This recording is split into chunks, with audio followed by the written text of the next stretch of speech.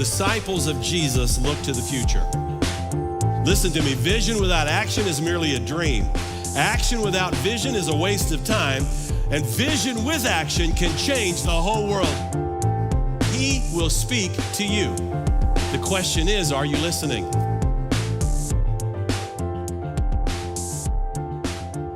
Welcome back to the podcast, The Real Strength, where we talk about strength for the real you in your spirit, soul, and body. And I'm so grateful to have our guests with us, Pastor Tim Rivers and Pastor Jeff Klingenberg. At ease. And as we jump into our... Oh my gosh, this is a good one. This is so great. You know what? I feel like I need a salute. Yeah. Stand up. Yeah. At ease. Don't, but not too fast. All the cords are just get pulled every direction. Yeah, I don't want to get in trouble. Okay, so fun. Let's do a fun question. People have told us who've been watching our podcast. Thank you so much to our listeners, by the way. And sending your questions has been awesome. You can continue to send those in, DMing my account or Pastor Jeff, and we will get those into our podcast takes. But one funny thing was people wanted to hear a little bit just about your lives. That's not necessarily a well-known fact. Like, for instance, let's start with your biggest pet peeve as pastors. As pastors? Yes. Something that probably most people wouldn't know about you because you protect people. You never, ever speak ill of anyone ever. Right. And I'm not encouraging you to do so now. But in this free space, this open forum, tell us the truth as a pastor. Everybody has got stuff about their job that they don't like.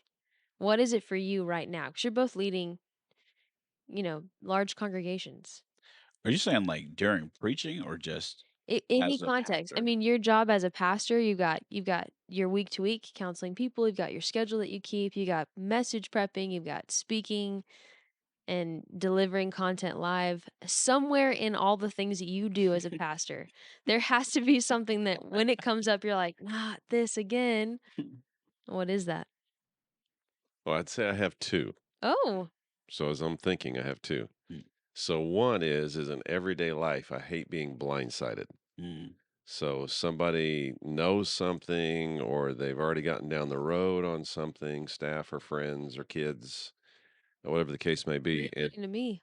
Well, Yeah. because you're my kid. But it comes as a blind side.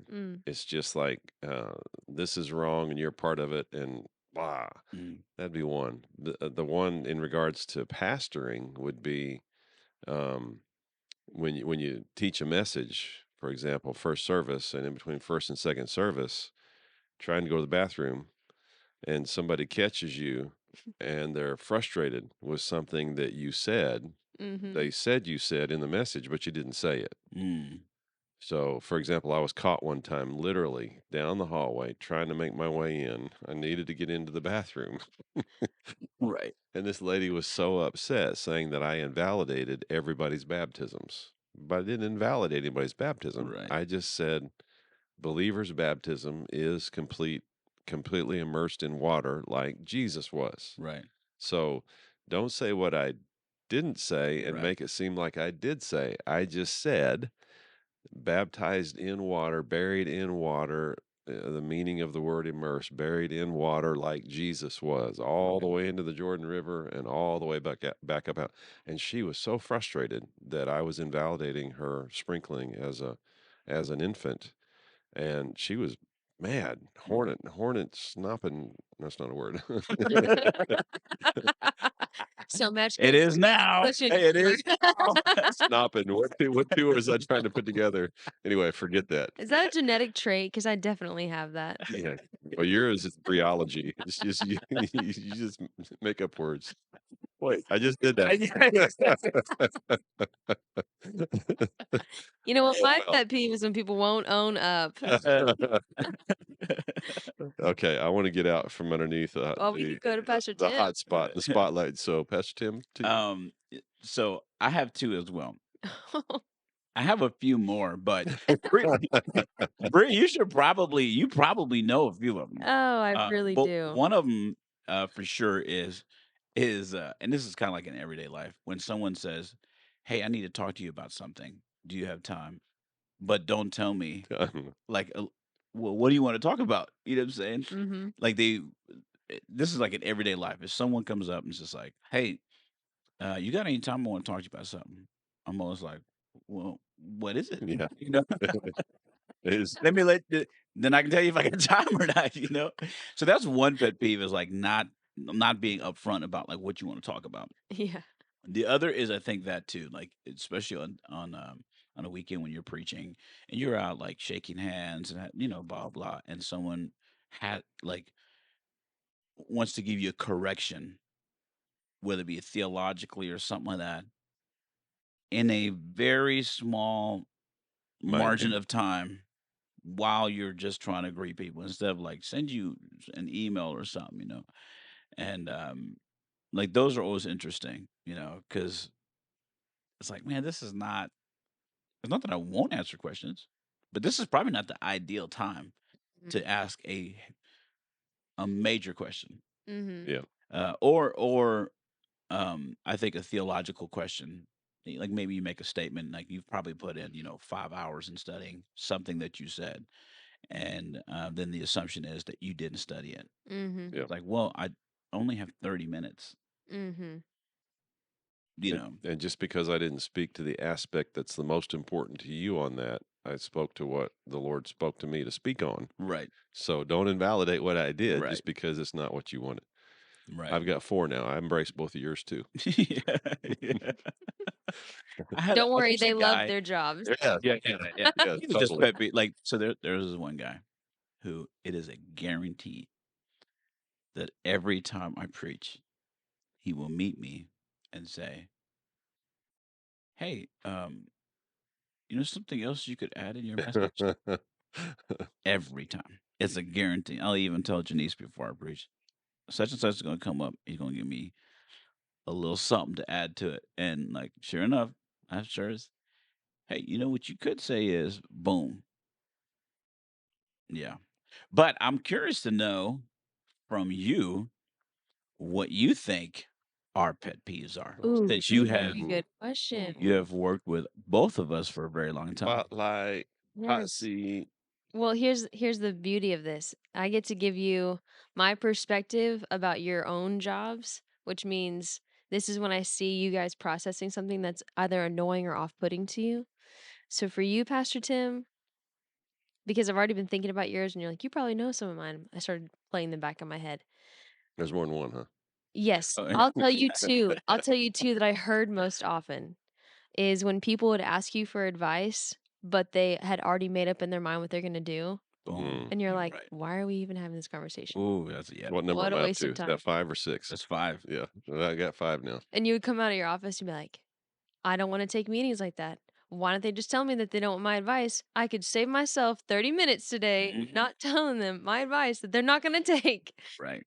And then the other was lacking discretion in any context. When people lack discretion, I can automatically watch your expression change. And you're Yes. just like, stop talking.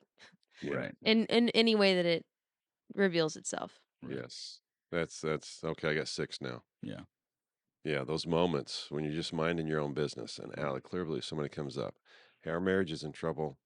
And then they give you a detail of why it's in trouble. Right. Like, I don't want to know that. Right. Just tell me, just say, please, can you pray for us? But don't get me anyway. Mhm. Yeah. Mm-hmm. Okay, for you, Careful. Very, very Oh, careful. I got another one too. I got another pet peeve. uh-oh, we'll come back to it in a Don't let minute. her off. We got Yeah, yeah. Hmm. What's she going to come up with? I know Better be good. I know it's not your favorite when you walk into a space and you have given clear instruction and no one has responded to the instruction that you've given. I think the times I see you process your frustration more is when you have clearly laid the law down and that law is not heeded. And then I see that, especially if it's in pastoral context, I see you weigh your grace back in to be kind and responding to motivate action again. But it is interesting when I see that unfold. I'm like, no one did that. Like he asked them to. Interesting. So, am I right? Hmm? Yeah, Okay. I guess I got a bunch. He's like, "No, I have 7." And then I would just say one basic thing that it instantly and it's easy to see and it happens often is when you walk in and it's just cold and you're trying to just focus on what you're doing, but it's cold and it frustrates you that it's cold. Temperature or the atmosphere? Both. Okay. Mhm. Both, definitely both. Yeah, temperature because you don't like being cold, I don't like being cold. But then atmosphere when you're like fired up and passionate about something and the room is just ice cold. Yeah. I can see that. Mm. Both of those are Yeah. easy to perceive. Probably the delivery could have been better. You're just taking responsibility. Sometimes it's not that at all. Sometimes it's just the room. And I'm in the room and I'm like, why are people sitting in their chairs right now? Yeah, I've had that including feeling. me. Yeah. Yeah, I'm usually standing in the back. I'm usually standing in the back, like, oh, come on, respond. Thanks, Pastor Tim. Love that support. Yeah. Did you want to add your pet peeves? Yeah. One is the words "I can't" or just a pushback. Like one of the things about like even just expressing vision and blah blah blah. If there's a like a pushback, not like a curiosity, but a pushback without without even engaging like in the thought of like what could this be? Mm-hmm. Because the pushback is a lot of times unnecessary Mm-hmm. unless you've predetermined just Mhm. to push back Mhm. Mm-hmm. for no reason. Like that sometimes can be grating because like wait, well, let's hear it out first and bring it into consideration, even if you don't believe it yet. Yeah. Because there'll be times when I be like, next time I'll be like, right? Hello. They're gonna throw me under the bus again. Oh, this is we're usually at the back. Saying nothing, That's right. doing nothing, just at the back. I get But full thinking feedback people respond. from the back. Oh gosh. I was giving a response. Anyway. Okay, good. Thank you for sharing that honest opinion of your genuine pet peeves. Now people know. Yeah.